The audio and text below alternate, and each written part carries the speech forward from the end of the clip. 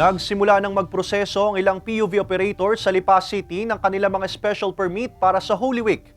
Para sa detalye, makakasama natin live si Denise Abante. Denise?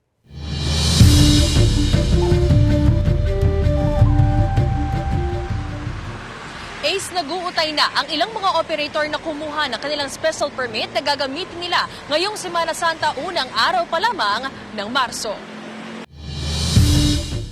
Driver-operator ng kanyang UV Express na bumabiyahe sa Laguna ang 60 anyos na si Boy. Nagtungo siya sa tanggapan ng Regional Office ng Land Transportation, Franchising and Regulatory Board para mag-asikaso ng ilang papeles ng kanyang minamanehong public utility vehicle.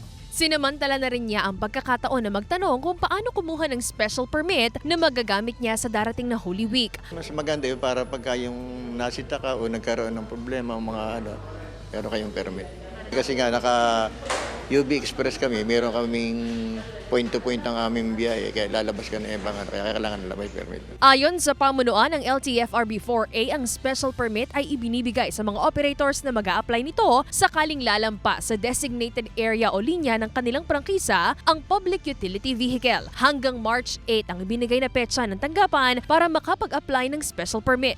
Gaya ni Mang Boy, ang ruta lamang ng kanyang PUV ay sa Laguna at gagamitin nila sa Manawag ang sasakyan. Kailangan niyang kumuha ng special permit 2 araw bago pa ang naturang biyahe. Doon sa Certificate of Public Conveyance nila, nandun po yung route, authorized route na pwede nilang pag-servisan.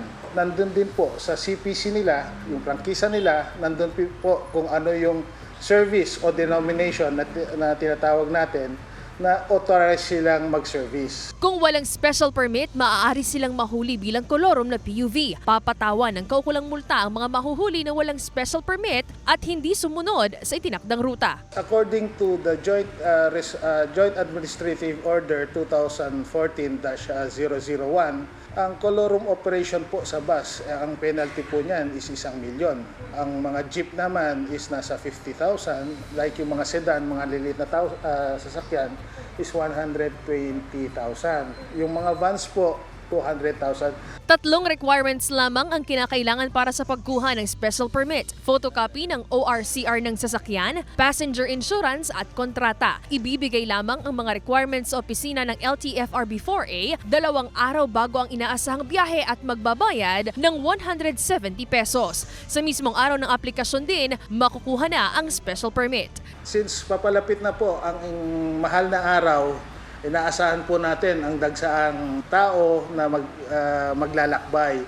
So pinapaalalahanan po natin ng mga public utility operators na kung hindi otorisado ng board yung mga lakad nyo or you are operating beyond or differently from the approved service, kinakailangan po natin mag-secure ng special permit para makaiwas ng aberya.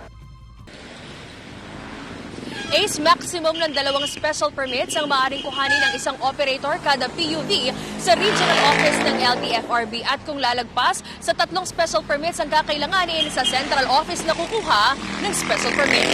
Ace? Maraming salamat, Denise Abante.